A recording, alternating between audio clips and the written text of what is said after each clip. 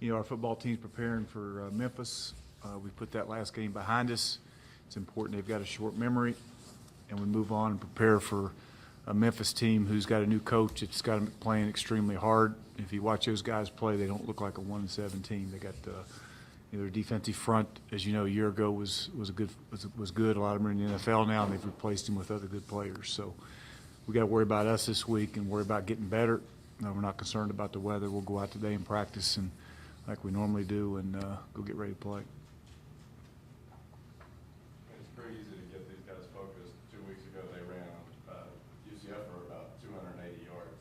A lot of the guys we were talking to, they said, this is a very talented team. Well, you watch them and like I say, they're playing extremely hard. You watch them from a year ago till now, and regardless of their record, they show up and they play, and they've been in just about every game they've played in, up until the end of some games. So, they're doing some really good things. I mentioned that defensive front makes some plays, and when you watch them, they look like they've made great improvements from a year ago, and we got to make sure we're prepared. Is the focus this week more on you all and getting the energy and chemistry back, or on Memphis? Both. I mean, it's important that we go out there and take care of ourselves, and and just make the plays we've been making all year. I mean, offensively, all year long, we've made plays, and we didn't do that, and we got to get back to making sure that happens on Saturday. Doc, was it focus or execution? I mean, it's more execution. I don't. We left that hotel in pregame, and everything we did. Our kids were ready to play that game. Now we got out there that first series and just didn't make the plays we made all year. I mean, there were some throws that were made that guys didn't catch the ball, and there were some guys that were open that throws weren't made, and there were some blocks that we've made all year we hadn't made, and cuts and et cetera. So, we just didn't execute, and so we got to get back to doing that. So, and we will. Cato said that Coach Lakeland are like 19 missed assignments on offense when they're averaging probably single digits most of the way. Was that a number that kind of startled you too? Because it seemed to startle at least. Well, I think when when you're making plays, whether it be Cato making great throws or receivers making great catches or running backs making great runs, some of those you'll have an MA every now and then that you overcome. And when you don't make the plays you're supposed to make, then those are magnified. And we just didn't make enough plays. I mean, like I say, early on there, we had a couple opportunities to get things going, and like we normally do, and didn't do it. And and it's unfortunate, and we just got to come back, and we're very capable of making those corrections and making sure that doesn't happen again, and it sure can't this week because we got to play extremely well. I know you touched on this at the very beginning, but how difficult is it to, this was a huge game on Saturday, and then you've got another one coming up. No, they're all huge. I mean, Focus on the next game and forget the ball. I'm not going to sit here and tell you that for us to get where we got to go, we got to win games like that. As me as the head coach and for everybody. I mean, that's what Marshall University has to do to get this program to where our fan base wants it and where I want it and where everybody wants it. We all want to win championships. That's what it's all about. And you got to win those games. We didn't do that. But that being said, this team still has a lot to play for.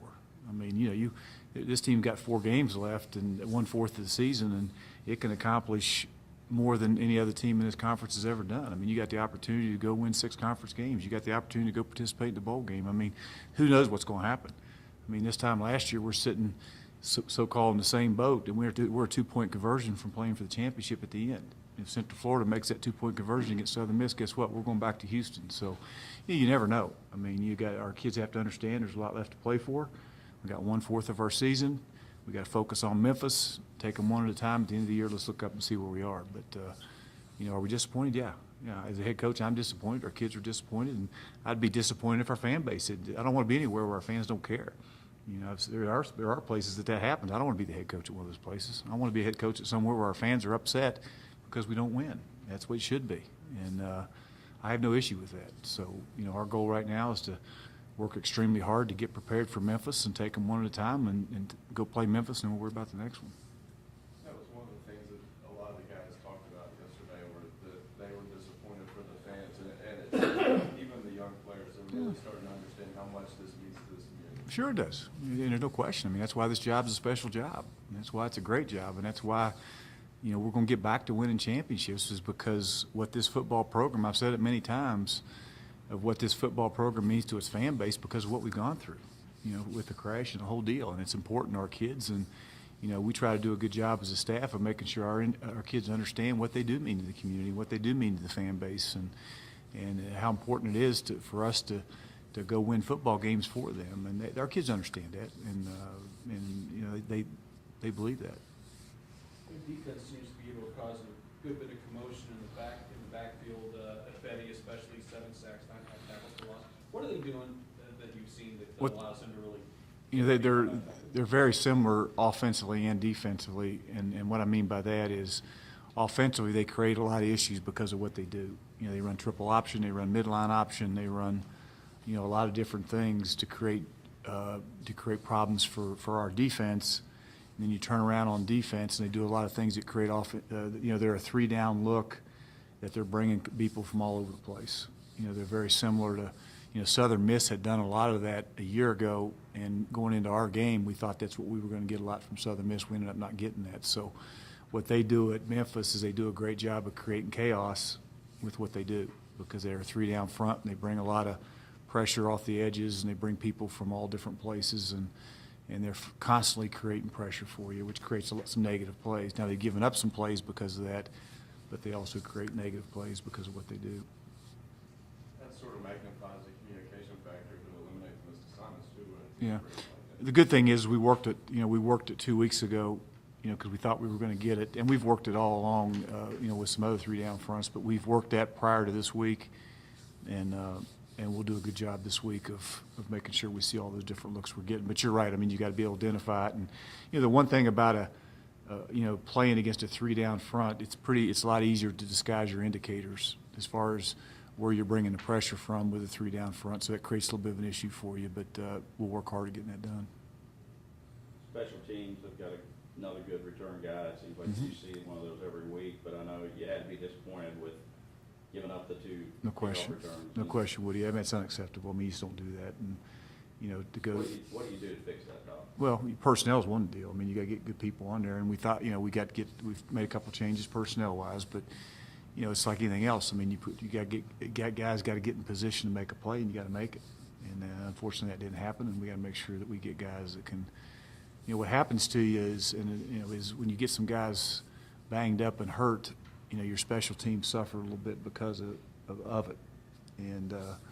You know, but there may be some guys that are going to have to play a lot more football to get guys in the right position that can make plays, you know, on special teams when that has to happen. So, you know, we'll get the right people there and keep coaching the heck out of them.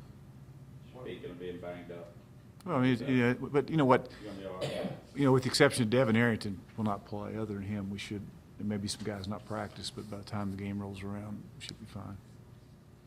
Dion stepped up and Devin stepped pretty well. You know, blocked an extra point, down and punted the one, if I'm not mistaken. And he did the little things. You know, it's when somebody gets hurt, somebody else, and there's going to be other guy that has to step in and, you know, and get it done. And Dion did some good things, and that was good to see. Have you seen his confidence grow? Because it seemed like in practice we were seeing him make more plays. Mm-hmm. Yeah, there's no question. I mean, the more he plays, the more, and you know, I think he went in there and did some good things and didn't have any MAs, which is important. And so yeah, he did step up, and we'll have to have some other guys do the same thing. Is Arrington a game thing? No, he's probably at least 2 to 3 weeks, and we'll see at that point. But I'm not, you know, he's at least a couple weeks.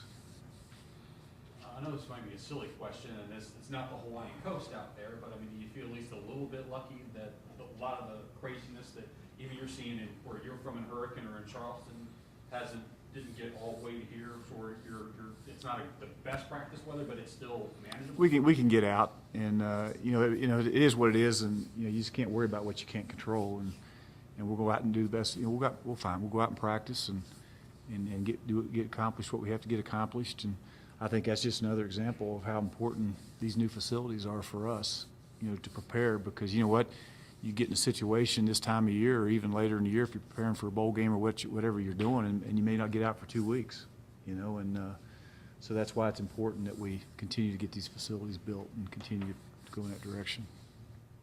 I was talking to some of the guys yesterday, Jeremiah Taylor especially, talking about how some of the older guys have to step up and be leaders in a game like that where things really aren't going your way. He said, you know, the offensive guys got to be with the defensive guys, and everybody kind of has to get together in a game like that. Is that kind of what your message is to those guys? Well, I mean, that's not just, that's all games. You know, there's going to be adversity in every game you play. And you know what, for the most part, you know, our kids had handled throughout the year adversity pretty well. You know, and unfortunately we didn't handle it as well Saturday as we'd liked. But he's right, when adversity strikes, I mean, you got to have some leadership that takes place and get some things done. And we didn't do that as well Saturday as what we should have. Our quarterback's a graduate transfer. Offensive coordinator Daryl Dickey talked about how, and they're still struggling on offense, but talk about what they can end up being. I'll tell you what they do, Doug, is you look at them and they do so much, and they're different about every game they play. You know, I mean, in other words, they'll come out and major in something every particular game, and you don't know exactly for sure what you're going to get, which creates an issue for you defensively because you have to prepare for a lot of things. That being said, there's always a quarterback read involved in our offense. There's always some type of triple option involved in our offensive scheme, and there's also some type of midline option. So, you know, they do a lot of things that force you to play assignment football on defense, and then they'll drop back and they'll do some things to throw the ball down the field with some play action, some nakeds and some boots and some things where they get the guy on the perimeter. So, you know, they do a lot of different things, and like I meant, they're not, you know, you can't just look at them and say, well, this is what they're going to major in this particular week, because they've seemed like they've changed week to week on what they major in offensively. And I know they're trying to play to the strength of their quarterback and their running backs and that type of thing, but they've been a little different every week. Coach, Trayvon Van tweeted a follow last night that he had received his release 2 weeks ago. Is that the case? Yeah, Trayvon's got a mom that's extremely sick. You know, she's got major issues, and you know, he's got some issues. He gets some personal issues at home. You know, I have not signed any release if that's the case. But I mean, if he, you know, we'll deal with that once the season's over. But, Is that pretty much? well, I mean, I'm not. at this point? Well, I mean, him and I need to sit down and talk at some point to see if that's the case. Trayvon's a great kid. His mom's got some personal issues, health-wise, that are extremely tough, and at some point we'll deal with that. Is there still an injury factor with him? Oh yeah, sure is. He can't play right now. I can't. Anything Their else? emphasis this week, just protecting home field and getting back out and getting a win at home. We need to. You know, up until this year, you know, we've always really played well at home, and that needs to continue. That has to. You know.